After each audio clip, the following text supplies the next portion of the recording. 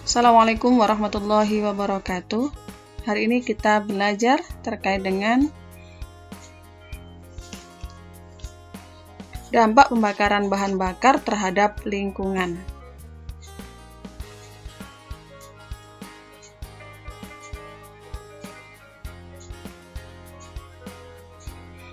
Daerah yang padat penduduk dan banyak alat transportasi kendaraan bermotor dapat menjadi tercemar karena pembakaran bahan bakar. Nah, karena padatnya penduduk, maka mobilitas penduduk juga semakin besar.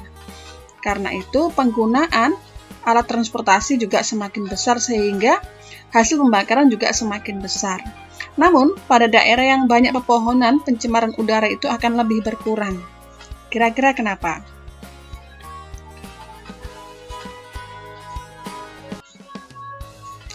Udara adalah bagian dari atmosfer yang berisi oksigen yang diperlukan oleh makhluk hidup,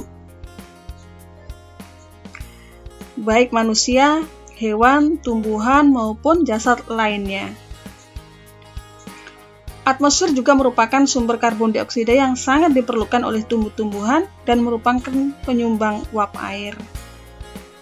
Para ilmuwan menduga 90% kehidupan di bumi disokong oleh lapisan atmosfer yang tebalnya kurang dari 2 mil.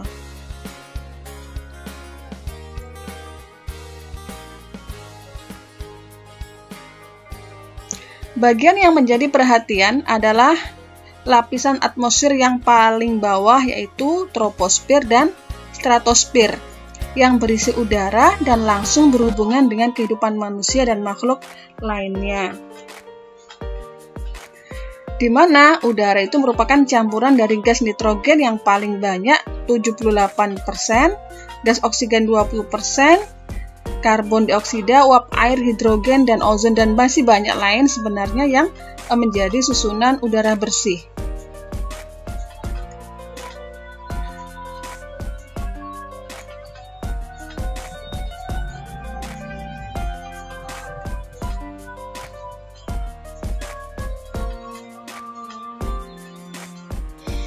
Pencemaran udara itu apa? Pencemaran udara adalah masuknya atau dimasukkannya zat, energi, atau komponen lain ke dalam udara ambien, udara bersih, oleh kegiatan manusia, sehingga mutu udara ambien turun sampai ke tingkat tertentu yang menyebabkan udara ambien tidak dapat memenuhi fungsinya.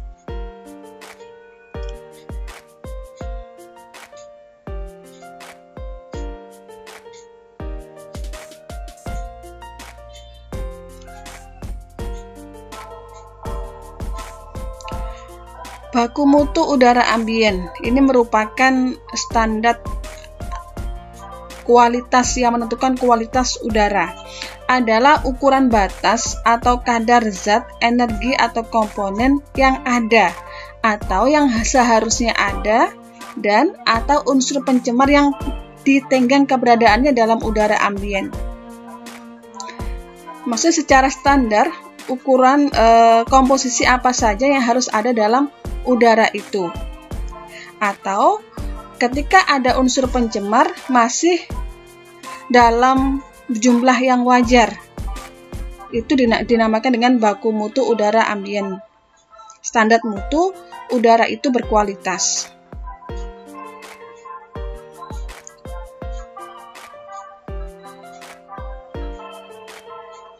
Nah, susunan udara bersih itu adalah terdiri dari komponen ini. Nitrogen tadi paling banyak, oksigen, argon, karbon dioksida, neon, helium, kripton, hidrogen, xenon, metana, dinitrogen oksida, karbon monoksida, ozon, amonia, nitrogen dioksida, belerang dioksida. Ini susunan udara bersih.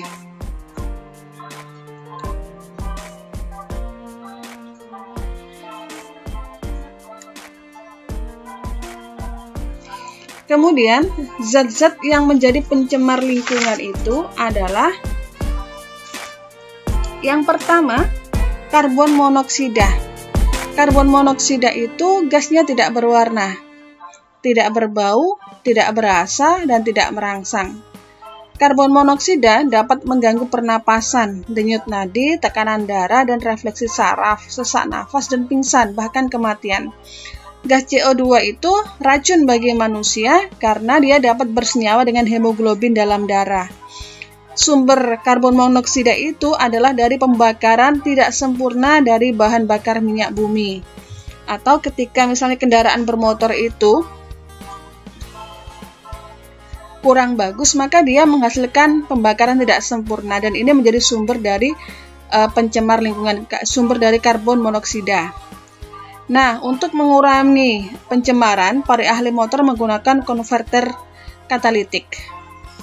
Yang selanjutnya adalah zat pencemar lingkungan yang kedua adalah karbon dioksida. Karbon dioksida gasnya tidak berwarna, tidak berasa, dan tidak merangsang.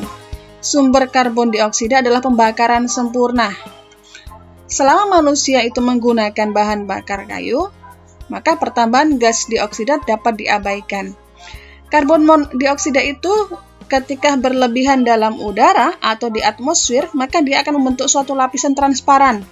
Total lapisan tembus pandang di atmosfer yang mengisolasi, mengelilingi bumi, atau biasa kita sebut dengan efek rumah kaca. Greenhouse effect, sehingga mengakibatkan suhu udara di lapisan gas CO2 dan di permukaan bumi itu meningkat. Jadi ketika jumlah CO2 itu berlebihan, maka dia akan bentuk lapisan yang tembus pandang dan itu mengelilingi, mengisolasi bumi, yang kita sebut dengan greenhouse effect, efek rumah kaca.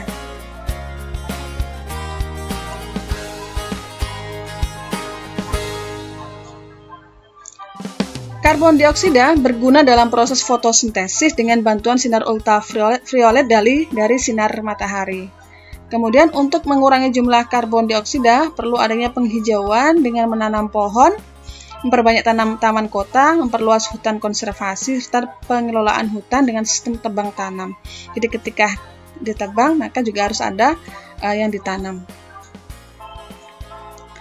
Kemudian zat pencemar yang ketiga itu adalah belerang oksida, baik itu belerang dioksida atau belerang trioksida.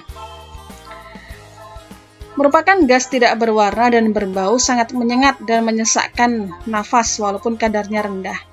Jika SO2 dan SO3 bereaksi dengan air di udara lembab, akan menghasilkan asam yang itu sifatnya korosif terhadap logam dan berbahaya bagi kesehatan.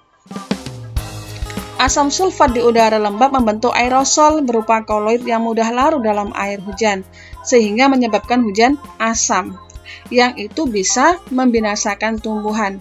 Jadi adanya belerang dioksida dan belerang trioksida bisa menyebabkan hujan asam. SO2 dan SO3 yang terserap paru-paru akan membentuk asam sulfat dan sulfit yang berbahaya bagi kesehatan.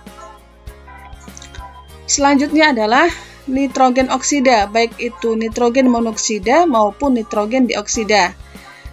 Gas NO itu gas yang tidak berwarna. Pada konsentrasi tinggi menimbulkan keracunan dan menimbulkan hujan asam. Jadi selain belerang oksida, juga NO juga menimbulkan hujan asam. Gas NO2 itu gas beracun. Baunya seperti asam nitrat yang menyengat. Gas NO2 lebih dari 1 ppm menyebabkan terbentuk zat bersifat karsigenik penyebab kanker. Jadi kalau gas NO2 itu lebih dari 1 ppm, dia bisa menyebabkan kanker. Dan jika dihirup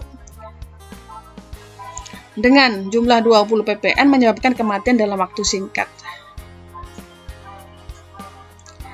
Yang selanjutnya adalah timbal, PB.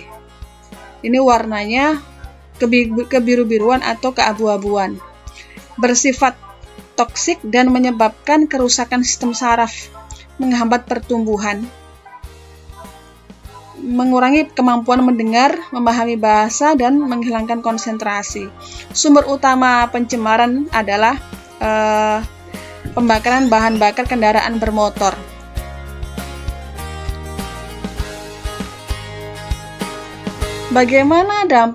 Bagaimana cara mengatasi dampak pembakaran terhadap lingkungan?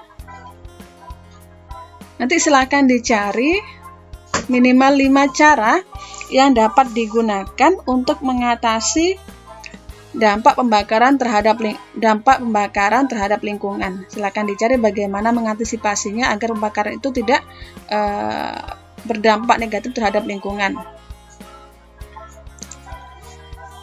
Nah, sekarang kita lanjut ke senyawa hidrokarbon dalam kehidupan sehari-hari.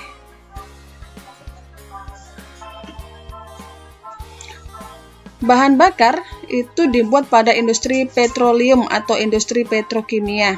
Nah, petrokimia sendiri merupakan segala produk yang dibuat secara sintesis dari minyak bumi dan gas bumi. Jadi semua produk yang dihasilkan dari minyak bumi dan gas bumi disebut petrokimia. Nah, produk petrokimia itu yang dihasilkan oleh Pertamina antara lain lilin, aspal, polipropilen, metanol, solvent atau pelarut, dan bahan kimia pertanian. Nah, silakan setelah ini ya, selain dari tugas yang pertama tadi, silakan memperdalam terkait dengan produk petrokimia, lilin, aspal, polipropilen, metanol, solvent, dan bahan kimia pertanian. Silakan dicari penjelasan lebih detailnya. Ini adalah aspal, lilin, polipropilen yang merupakan plastik, metanol, thinner sebagai solvent, pelarut, dan ini pupuk yang dipakai oleh para petani. Silakan nanti diperjelas, diperluas bahasannya. Dan ternyata kimia sangat dekat dengan kehidupan kita sehari-hari. Baik, itu yang bisa saya sampaikan. Terima kasih. Assalamualaikum warahmatullahi wabarakatuh.